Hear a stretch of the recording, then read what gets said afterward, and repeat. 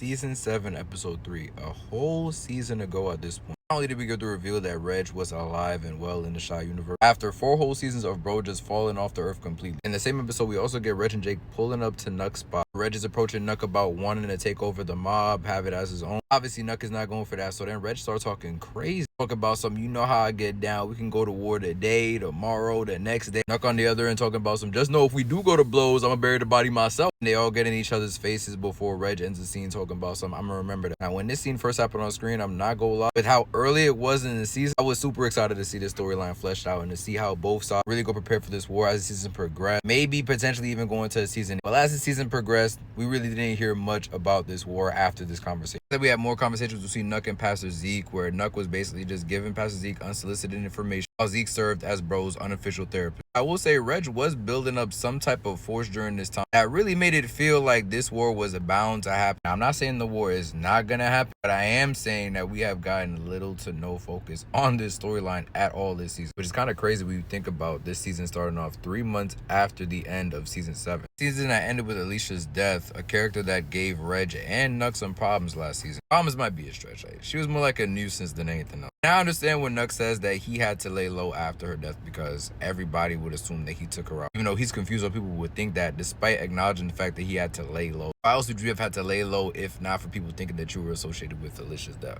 Anyway, people in the show really just be saying anything. Everybody and their mother know you the head of the mob. You don't keep that a secret from nobody. That alone should have people gunning for your head, much as the fact that you took out Rob, the son of Alicia. Then he went on to have a pretty public beef with his mom after the fact. Despite all that though, you yourself know you did not take out Alicia. You couldn't have been laying that low because you yourself admitted that you took out Pastor Zeke in between seasons. But where was all the smoke for Reg though? Reg literally came up in your spot talking about some, we're gonna wage war today, tomorrow, the next day, the next season. And he's just untouched for 3 months. A man who wants to take your spot in your organization. And I mean, this could have happened, but there's been no mention of any attack on Nuck or Reg's side in 3 episodes going into 4 of the Shy's final season. That is concerning me a little bit, I'm not gonna lie. Now, Nuck does have Reg's man on his side, Big Mike, I think his name was. Dude that saved Reg from dying at the end of season 2. Big Mike and Reg have a conversation at the beginning of episode 3 where Reg acknowledges the fact that he's now working with his enemy being Nuck. He don't bring up nothing like, you go be collateral damage in this war I got with bro. They just going back and forth on who was wrong for not reaching out to who. After Reg miraculously came back from getting shot like 15 times. Shout out to the showrunner. Yes, while Nuck is asking Big Mike if he wants to get revenge on Reg or get back in for not letting him know he was back out on the street. Nothing really comes from that conversation in episode 3 other than Big Mike being on some, oh my bad game. I ain't know you was gonna survive that shit. I just wanted to give you a chance. There's another conversation, some scenes after this one, where Nuck, his mans from back in the day, and Big Mike are having a conversation where he mentions to his